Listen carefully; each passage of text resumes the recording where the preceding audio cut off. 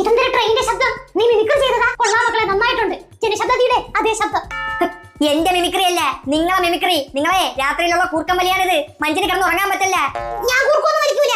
പിന്നെ ഇതാര് ശബ്ദം? അത് കമ്പ്യൂട്ടറിലെ. എന്റെ പൊന്നു മക്കളെ എവള് സമ്മതിച്ച് തരൂല. രാത്രിയാകുമ്പോ ഇവളെ കൂർക്കം വലി സഹിക്കാൻ പറ്റാത്തോളാണ് നിന്റെ അടുത്ത് ഞാൻ കിടക്കണത്.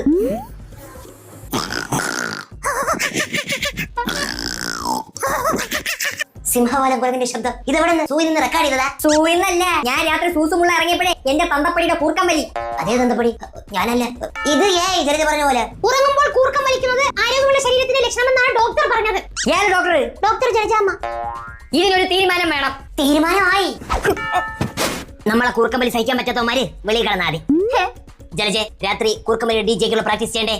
ചെയ്യണം.